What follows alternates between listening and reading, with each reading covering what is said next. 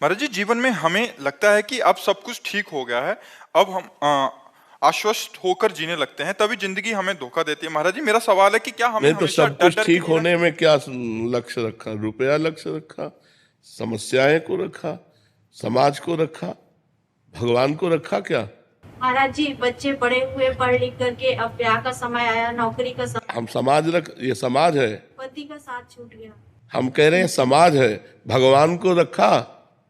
सब कुछ ठीक होने में भगवान को रखा जाता है।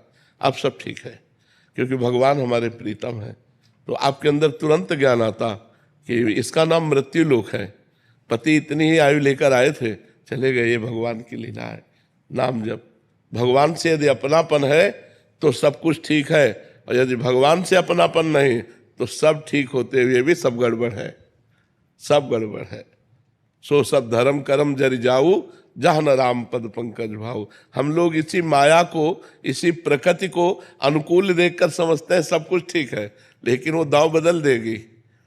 जहां अनुकूलता को देखकर राजी होगे, तुम्हें राजी नहीं होने देगी, क्योंकि वो चाहती है कि हमें भोग करते हुए हमारे प्रीतम को प्राप्त हो। मायापति कौन है? भगवान है। और हम लोग माया को मां नहीं मानते, माया भोग करके उसके पति बनना चाहते हैं, मायापति बनना चाहते हैं। और जहां देखा सारी अनुकूलता, तो उसको क्या एक सेकंड में ऐसी प्रतिकूलता पैदा कर दी, सब अनुकूलता धूल धूसरित हो गई। अनुकूलता का तात्पर्य भगवान के हो जाना, अनुकूलता का तात्पर्य भगवान का भजन करना।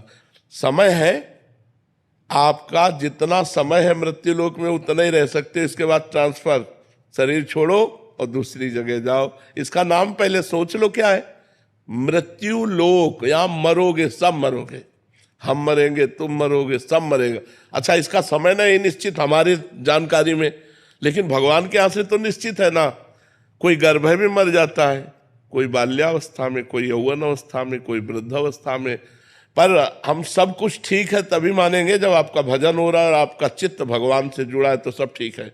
और भगवान से नहीं जुड़ा है तो फिर कहा हनुमंत विपत्ति प्रभु सोई, जब तो सुमिरन भजन न हुई। अगर भगवान से चित्त नहीं जुड़ा तो वही विपत्ति है, वही क्षण, वही सबसे बड़ी हानि है, वही सबसे बड़ा दुख है।